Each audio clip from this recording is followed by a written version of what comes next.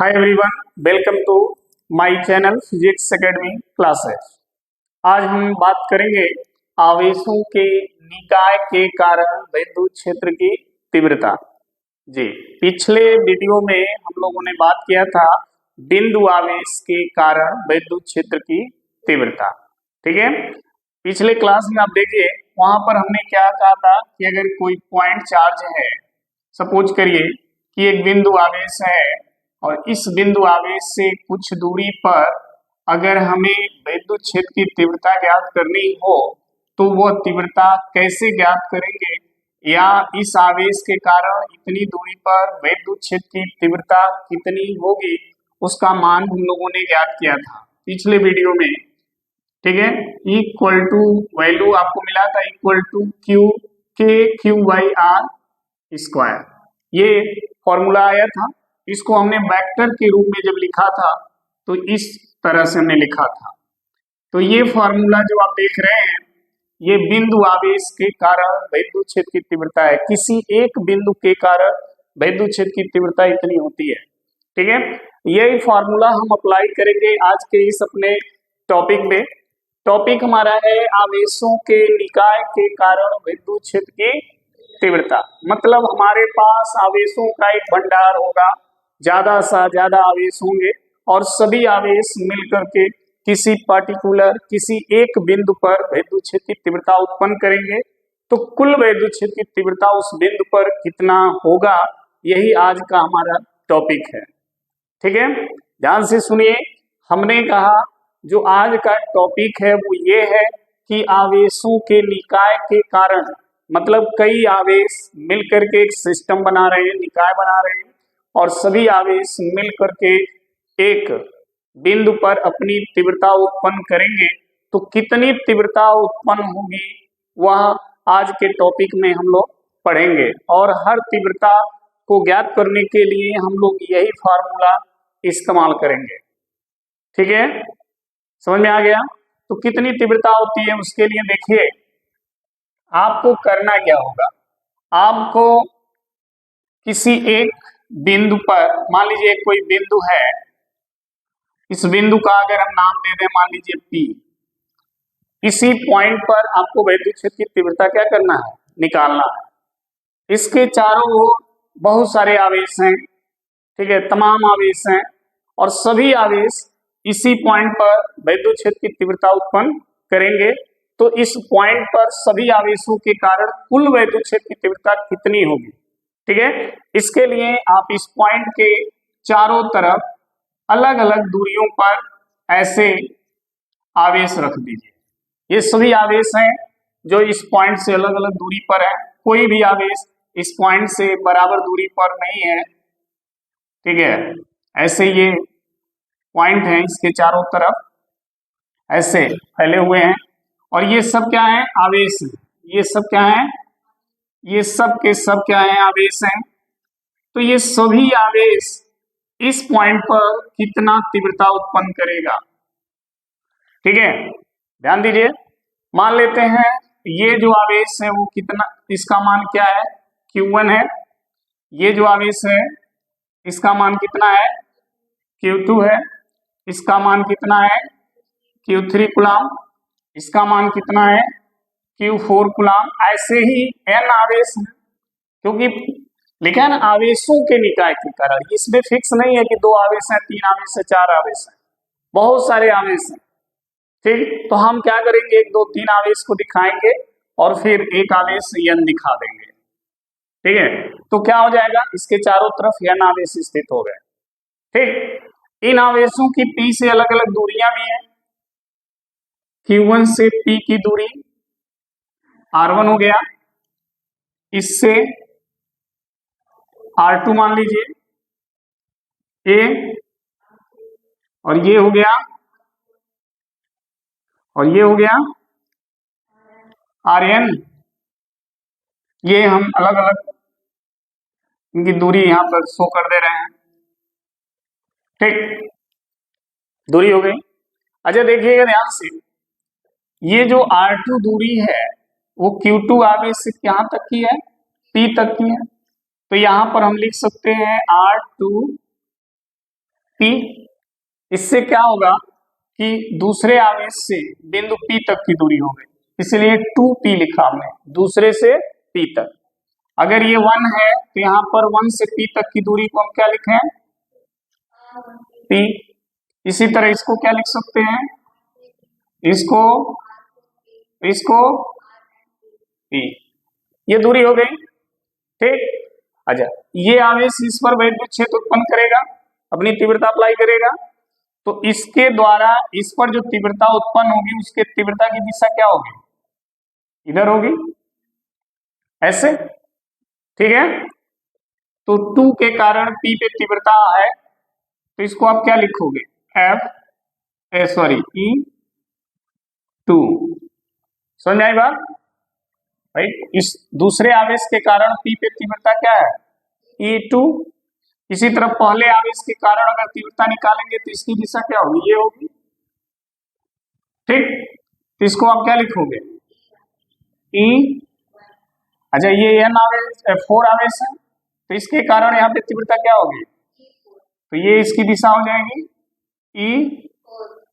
अच्छा, और कौन बचा, ये N वाला, इसके कारण इस पर तीव्रता की दिशा ये हो जाएगी, तो ये क्या हो जाएगा। अच्छा, ये 3 है, इसके कारण तीव्रता इधर हो जाएगी, क्या हो जाएगा, 3। समझ में आ गई बात, ठीक है। वैद्युत क्षेत्र जैसे Q1 आवेश यहाँ पर वैद्युत क्षेत्र की तीव्रता उत्पन्न करेगा। तीव्रता का मतलब क्या समझ रहे हो, इसके द्वारा यहाँ पर लगाया गया बल, ठीक है। तो Q1 आवेश जो इस बिंदु पर बल लगाएगा उसके बल की दिशा ये होगी, तो वैद्युत क्षेत्र की तीव्रता की भी दिशा क्या होगी, वही होगी। क्योंकि आपने लिखा है, जब हमने फॉर्मूला पढ़ा था उसमें लिखा है कि जिस दिशा में बल काम करेगा वही दिशा वैद्युत क्षेत्र की तीव्रता की भी दिशा होती है। तो अगर ये आवेश इस बिंदु पर वैद्युत क्षेत्र की तीव्रता बल इस दिशा में लगा रहा है तो वैद्युत क्षेत्र की तीव्रता भी उसी दिशा में होगी। अगर दूसरा आवेश इस पर वैद्युत क्षेत्र की तीव्रता बल इस दिशा में लगा रहा है तो वैद्युत क्षेत्र की तीव्रता भी इस दिशा में होगी।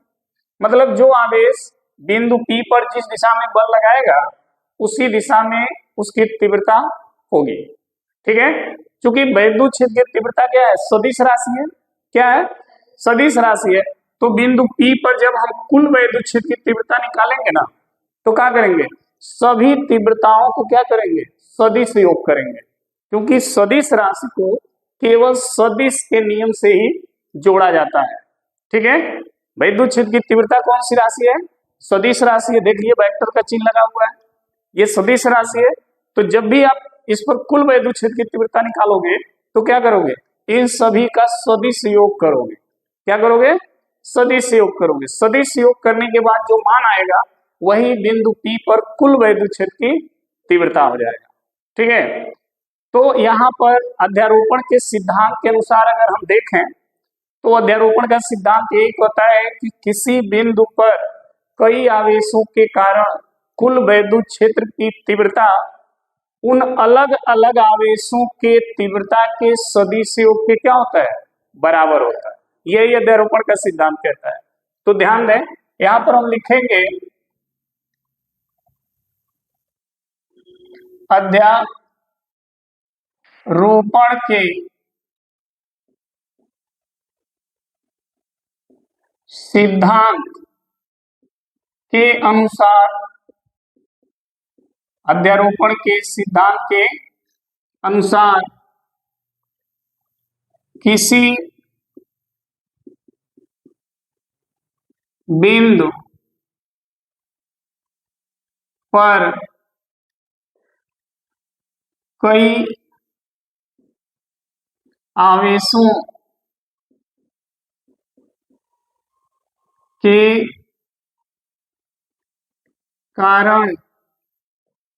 कारण कुल वैद्युत क्षेत्र की तीव्रता, किसी बिंदु पर कई आवेशों के कारण कुल वैद्युत क्षेत्र की तीव्रता उन आवेशों द्वारा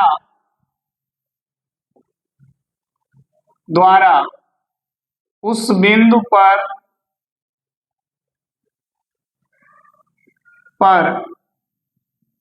अलग अलग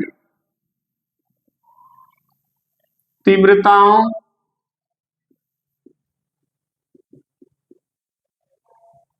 के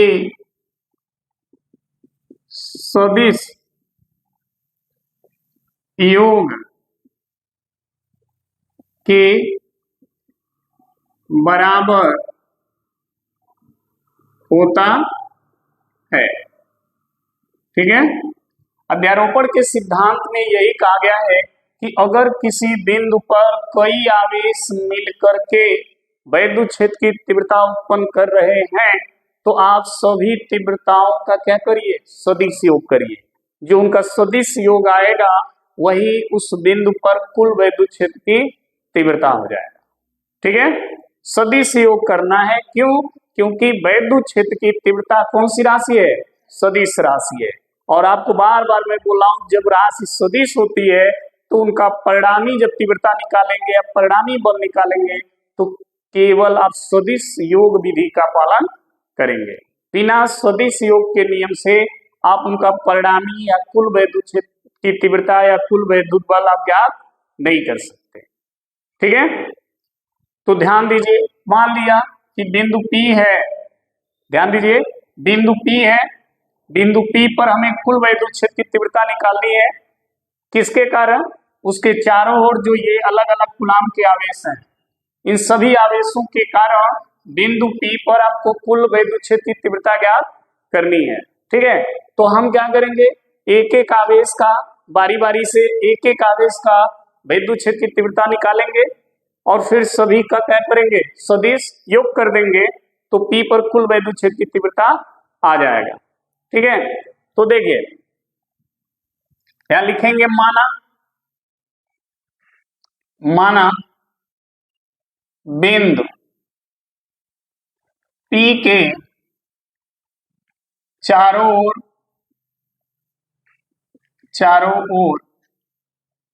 Q1 Q2 Q3 dot dot Q4 भी है, एक और बढ़ा देते हैं, Q4 dot dot Qn coulomb के आवेश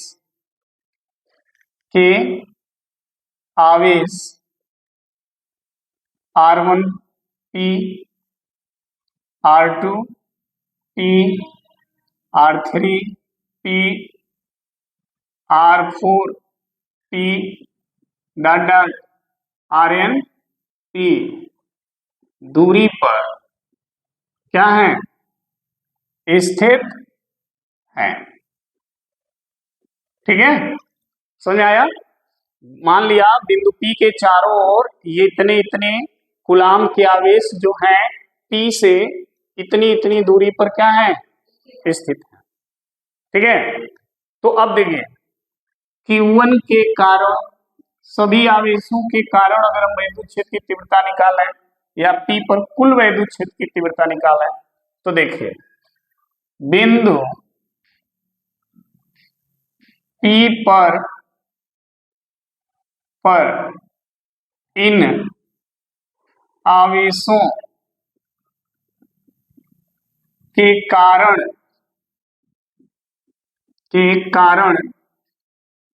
कुल वैद्युत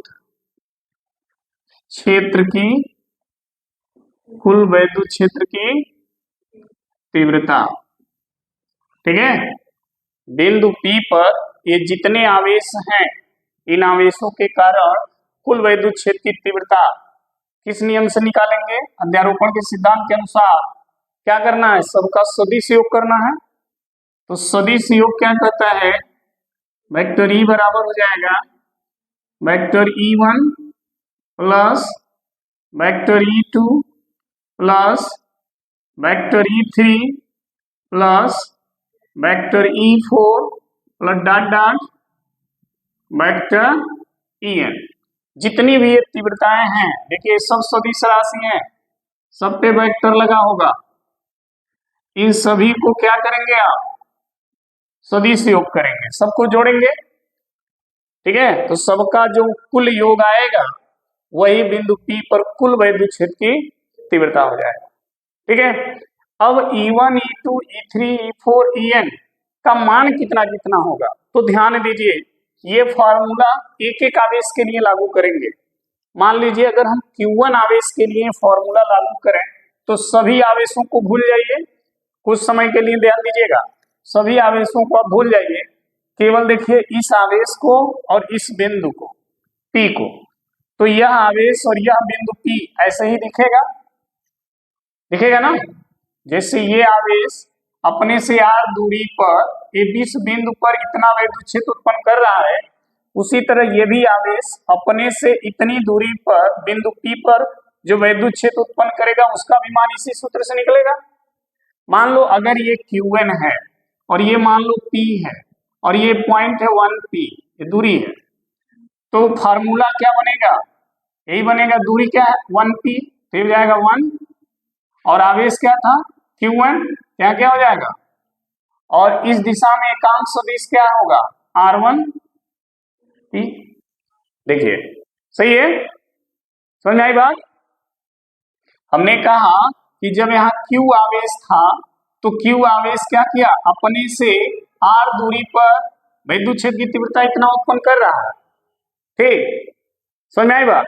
अगर यहाँ पर 1 इस आवेश को Q1 कर दें और यहाँ से यहाँ तक की दूरी R1P कर दें, ठीक, तो वैद्युत क्षेत्र की तीव्रता क्या हो जाएगी, आवेश की जगह हो जाएगा Q1 और दूरी R था तो हमने यहाँ R लिखा, अब यहाँ से यहाँ तक की दूरी क्या है R1P, यहाँ क्या लिखोगे R1P, और जब R था तो यहाँ एकांक सदिश R कैप था, अब दूरी R1P है तो एकांक सदिश क्या हो जाएगा R1P, ठीक। तो ये हो गया Q1 आवेश के कारण इस बिंदु P पर वैद्युत क्षेत्र की तीव्रता E1 का मान, सही है।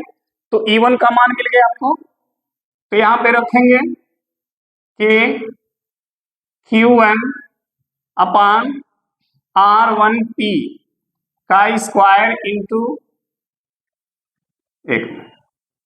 R1P का स्क्वायर इंटू R1P का कैप, ठीक। अब फिर ध्यान दो, मान लो अगर यहाँ दूसरा आवेश हो तो ये भी 2 हो जाएगा, ठीक, तो ये क्या हो जाएगा, मतलब समझो अगर दूसरे आवेश के कारण पीक पर वैद्युत क्षेत्र निकालोगे तो फॉर्मूला यही लगेगा, बस जो आवेश था उसकी जगह क्या लिखोगे आप Q2, और दूसरे आवेश से P की दूरी कितनी R2P, यहाँ भी R2P है, क्या हो जाएगा R2P, ठीक। फिर देखो ये क्या हो जाएगा R2P का कैप, तो वैद्युत क्षेत्र की तीव्रता क्या हो जाएगी E2, नहीं हो जाएगा, समझ में आया बात। तो यहां पर आप क्या लिखोगे प्लस के Q2 अपान R2P का स्क्वायर R2P का, जो यहां लिखोगे उसी का कैप भी यहां लिखना है, इसे समझ लो सिंपल से। फिर इसी तरह से अगर हम E3 का मान निकालें तो ऐसे ही लिखेंगे, E3 के लिए क्या लिखोगे के, देखो यहां क्या हो जाएगा Q3 अपान यहां क्या हो जाएगा R3P का, और यहां हो जाएगा, चलिए इसी तरह E4 ये वाला निकालें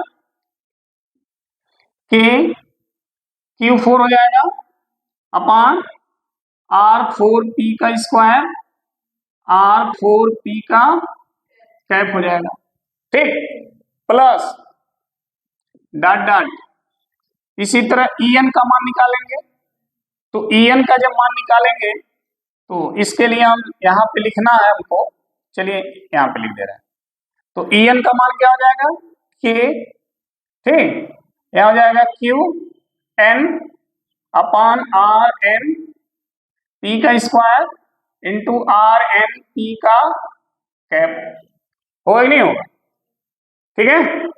तो जैसे आप E1 का मान लिखे ना वैसे ही E2 का, वैसे ही E3, E4, En सब का मान वैसे ही लिखेंगे, सब पे यही फॉर्मूला अप्लाई होगा, ठीक है, बस नंबर चेंज हो रहा है। अब क्या करो, इसमें देखो, इसमें कुछ कॉमन दिख रहा होगा, के